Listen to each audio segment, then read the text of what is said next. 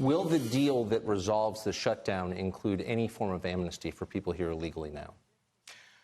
Well, our focus is on border security. Well, of course, but the Democrats' focus is on getting amnesty for people here illegally. Well, will you agree to that? What we've completely focused on is keeping the president's promise to build a wall, to pass legislation that provides other support for border security, that gives the people that are enforcing our laws at the border and across the country, enforcing our immigration laws, the resources and the tools that they need. There's a lot of people talking about a lot of different ideas. You know, frankly, the better part of a year ago, the president expressed a willingness to deal with the issue of dreamers in a compassionate way. So people who were brought here as children through no fault of their own.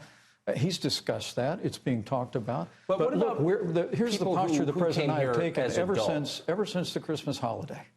The president sent us to Capitol Hill. I met with Senator Schumer not once but twice.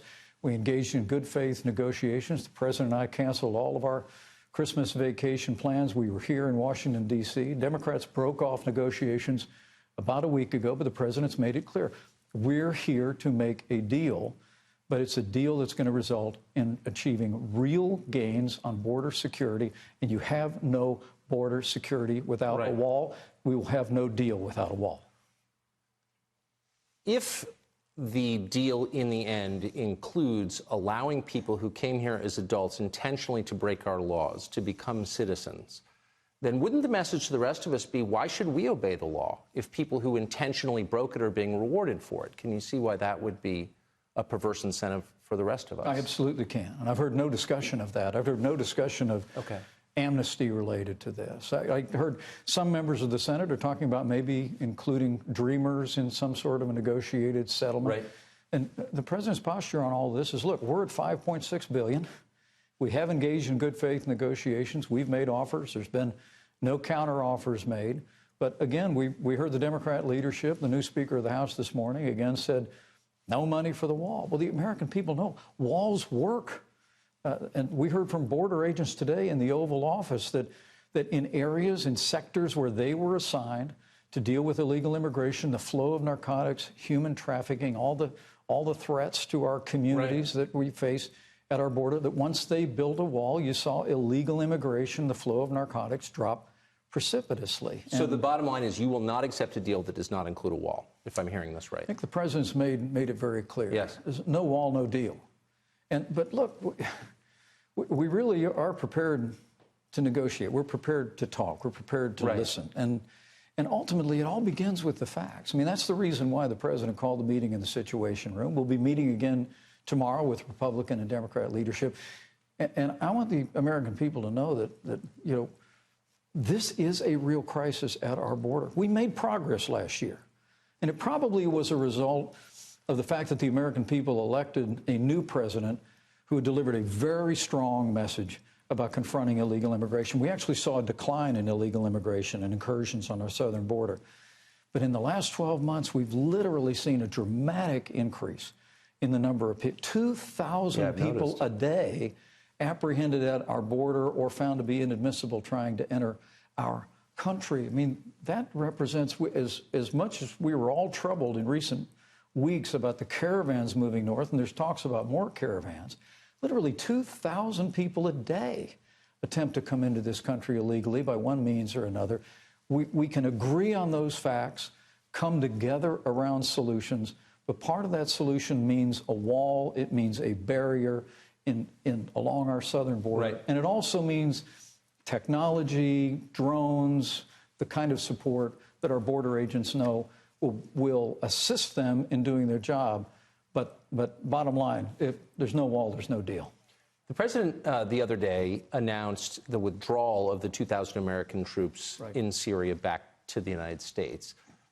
Nobody in Washington liked that, including some Republicans. Lindsey Graham said, probably not going to happen. There was a pause on that withdrawal. What is the state of that? Are those troops coming home, and if so, when?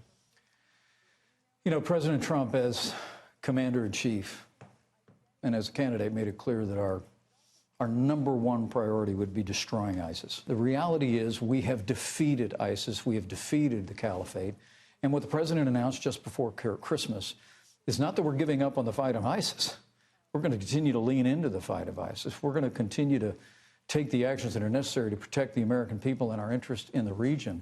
But the president is determined, in consultation with military commanders, including at Al Asad Air Force Base when he was there just after Christmas, that it's no longer necessary for us to have American forces in harm's way in northeastern Syria to accomplish that. Do you think we can expect in the next few months those troops to come back?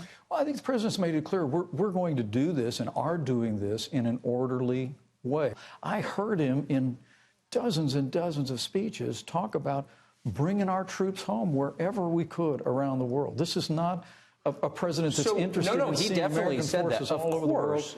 They accomplished the task that we gave them to accomplish, defeating the caliphate, and now we can bring them out of Syria. Do you think that we're winning the conflict in Afghanistan? Do you think the United States benefits from the continued presence of such a large number of U.S. troops there? Well, the president is in the process of evaluating that as we speak. I was in Afghanistan last year. Yes.